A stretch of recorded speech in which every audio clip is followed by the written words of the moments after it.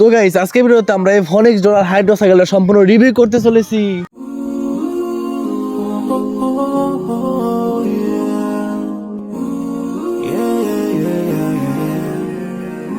So many dreams, in my life. এছাড়া আজকে ভিডিওতে আপনাদেরকে দেখাবো যে 14,000 টাকার মধ্যে কি এই সাইকেলটা আসলে কি কিনা লাভ হবে নাকি লস হবে, এমনকি এই সাইকেলে কি কি সাইজ ব্যবহার করা হয়েছে এটি যে সকল কিছু নিয়ে কিন্তু আজকে ভিডিওটা সাজানো হয়েছে। এজন্য গাইস আপনাদের কাছে ছোট্ট একটা রিকোয়েস্ট, আজকে ভিডিওটা সম্পূর্ণ দেখবেন এবং ভিডিওটা ভালো লাগলে অবশ্যই করে লাইক আর চ্যানেলকে সাবস্ক্রাইব করে দিবেন। যাই হোক গাইস, চলো বেশি কথা না বলে ভিডিওটা শুরু করা যাক।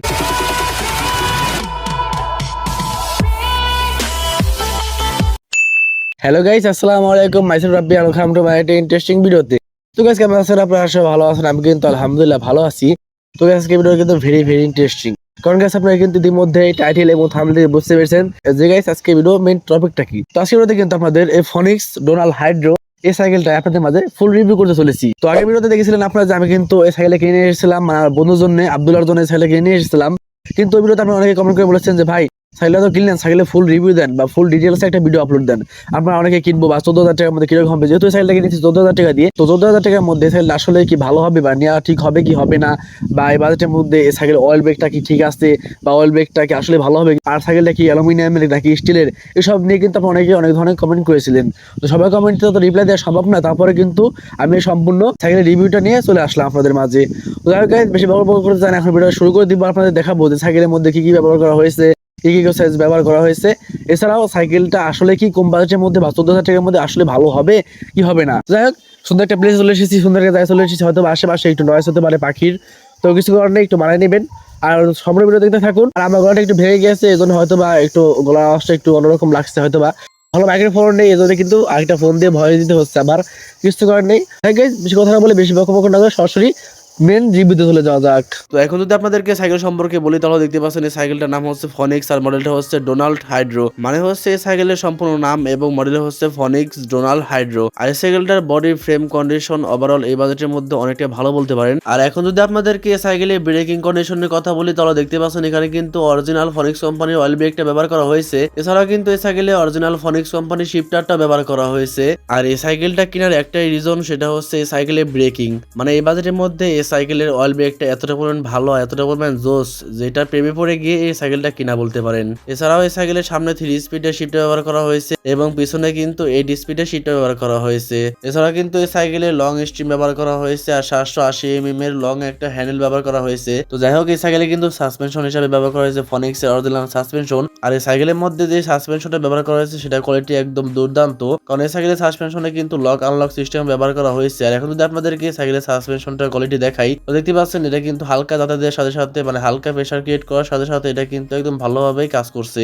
আর এখন যদি আমি একটু এটা লক করে দিই, তাহলে কিন্তু এটা ভালোভাবে কাজ করছে, এবং আনলক করলে কিন্তু এটা ভালোভাবে কাজ করছে। তার মানে এই সাইকেলের লক আনলক যে সিস্টেমটা সেটা কিন্তু একদম ভালো। এছাড়াও এই সাইকেলের যে রিমটা ব্যবহার করা হয়েছে সেটা কিন্তু ফুল অ্যালুমিনিয়ামের, আর এই সাইকেলের যে হাফস্টা ব্যবহার করা হয়েছে সেটা কিন্তু স্টিলের। আর এই সাইকেলের যে ডিস্কটা দেখতে পাচ্ছেন এটা কিন্তু একদম অয়েল ব্রেকের ডিস্ক, আর অয়েল ব্রেকটা দেখতে পাচ্ছেন সেটাও কিন্তু একদম ফনিক্স কোম্পানির, মানে অরিজিনাল ফনিক্স কোম্পানির। আর আমি কেন অরিজিনাল বলছি সেটা কিন্তু আপনাদেরকে একটু লাস্টে বলবো। তো যাই হোক, এখন যদি আপনাদেরকে আমি সাইকেলের ক্র্যাঙ্কসেটটা দেখাই, তাহলে দেখতে পাচ্ছেন এটা কিন্তু ফনিক্স কোম্পানি ক্র্যাঙ্কসেট, আর এখানে কিন্তু 3 স্পিড ব্যবহার করা হয়েছে। আর এই সাইকেলের যে প্যাডেলটা দেখতে পাচ্ছেন সেটা কিন্তু প্লাস্টিকের, মানে এখানে যদি একটা অ্যালুমিনিয়ামের প্যাডেল ব্যবহার করা হতো তাহলে কিন্তু একটু ভালো হতো, যেহেতু বাজেটটাও কম, এজন্য কিন্তু এখানে প্লাস্টিকের প্যাডেলটাই ব্যবহার করা হয়েছে। আর এখানে যে সামনে গিয়ারটা ব্যবহার করা হয়েছে সেটা কিন্তু ফনিক্স কোম্পানি। আর ফ্রি হুইল গুলো দেখতে পাচ্ছেন এগুলো কিন্তু 8 স্পিডের, মানে 8 স্পিডের ফ্রি হুইল এখানে পেছনে ব্যবহার করা হয়েছে। আর ব্যাকডিয়াটা দেখতে পাচ্ছেন সেটা কিন্তু ফনিক্স কোম্পানির, মানে এই ব্যাকডিয়াটা কিন্তু আসলে কিন্তু অনেকটা ভালো। আর ভিতরে যে কাটাগুলো আছে ওগুলো কিন্তু অ্যালুমিনিয়ামের, এজন্য কিন্তু এগুলো ক্ষয় কম হবে। এছাড়াও এই সাইকেলে কিন্তু 26 ইঞ্চি টায়ার ব্যবহার করা হয়েছে, আর এই টায়ারগুলো হচ্ছে লায়ন কোম্পানির, আর এগুলো কিন্তু মোটামুটি কম বাজেটের মধ্যে ভালো আছে, কিন্তু আকিজ কোম্পানি হলে আরেকটু ভালো হতো।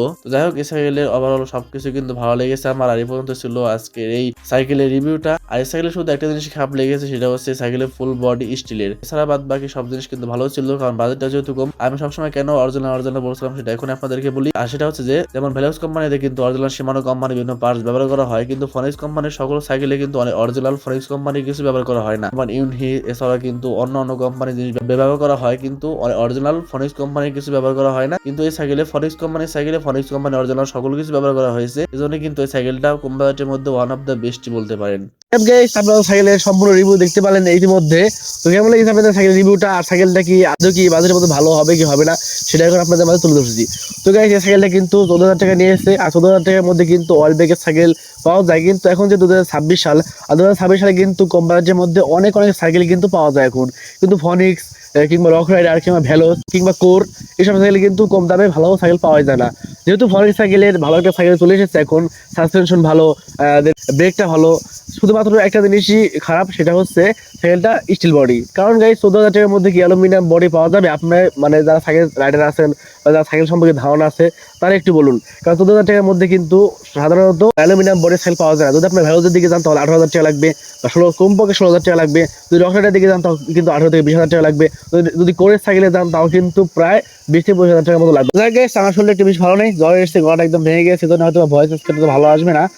তো যাই হোক, বেশি বড় করতে না, আজকে ভিডিও থাকছে এই পর্যন্তই। যদি ভিডিও ভালো লাগে অবশ্যই লাইক আর সাবস্ক্রাইব করে দিবেন। পরবর্তী আপনাদের কাছে একটা কথা বলবো, যদি আপনাদের বাজেট থাকে তাও থেকে 14,000 টাকা যদি চান যে অয়েল ব্যাগে একটা সাইকেল কিনবেন তাহলে এই সাইকেলটা কিনতে পারেন। আমি সাজেস্ট করবো যে কম বাজেটের মধ্যে এই সাইকেলটা ভালো হবে ইনশাআল্লাহ। থাকবেন গাইস, স্টিল দ্য রিসেপ রাইট সেফ, দেখাবেন নেক্সট ভিডিওতে।